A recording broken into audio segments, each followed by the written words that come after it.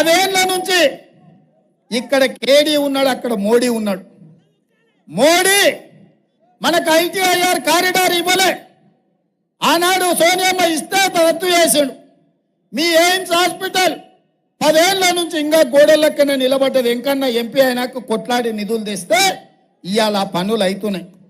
పక్కనే వరంగల్లో railway coach factory కాకెత్తుకపోయింది. Bayyaram ఉక్కు కర్మాగారం గద్దెత్తుకపోయింది. ఇవాళ ట్రిపులైట్ కానీ పవర్ ప్రాజెక్టులు కానీ పాలమూరు రంగారెడ్డి ఎత్తిపోతల జాతీయ ప్రాజెక్టు కానీ ఏవి నరేంద్ర మోడీ ఇయ్యలే. ఇయ్యకపోతే ఇయ్యపోయిండు పాడైనోడు.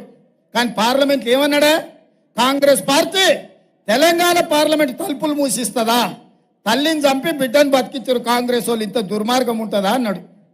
నేను అడుగుతున్న ఇవాళ భారతీయ జనతా పార్టీ నాయకులను, బండి సంజయ్ని, కిషన్ రెడ్డిని, ధర్మపుర అరవింద్ను, ఇక్కడున్న బూరా నర్సయ్య గౌడ్ను, అయ్యా కాంగ్రెస్ పార్టీ ఆంధ్రప్రదేశ్లో పార్టీ చచ్చిపోయి కేంద్రంలో అధికారం కోల్పోయి తెలంగాణ ఎన్ని నష్టాలకు వచ్చి బరాబర్ పార్లమెంటు తలుపులు మూసి తెలంగాణ రాష్ట్రం ఇచ్చినాం.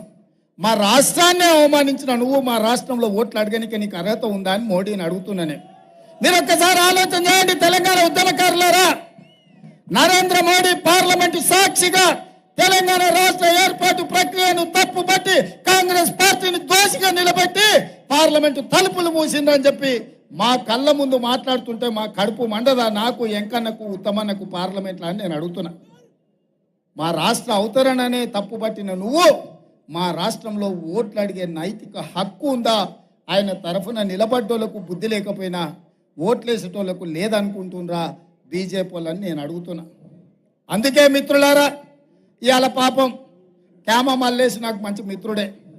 క్యామను ముందల పెట్టాడు, వెనకంగా బూర ఊతున్నాడు కేసీఆర్. మోసం, గొల్ల కురుమల్ని మోసం చేస్తుండు. గెలిచేటప్పుడేమో బిడ్డ కొడుకుని పెట్టుకుంటాడు, ఓడేటప్పుడేమో గొల్ల కురుమల్ని పెడతాడు, ఓడగొట్టడానికి మోసం చేయడానికి. వెనకాల గూడు పుటాని జరుగుతుంది. బిడ్డకి బెయిల్ కావాలంటే భువనగిరిలో బీఆర్ఎస్ బీజేపీకి మద్దతు ఇవ్వాలంట. అదేవిధంగా మా యాదవ్ సోదరులు అంటున్నారు 3 ఏళ్ల కింద మా డీడీలు కట్టుకుంటూ మా సొమ్మంతా మిత్తి 2 అంతలు అయిందని. అందుకే వంగబెట్టి ఒక గొంతు గుద్ది గొర్రెకు తుప్పుడ తీసినట్టు తీయాలి టీఆర్ఎస్ వాడు ఎవడన్నా ఊర్లోకి వస్తే.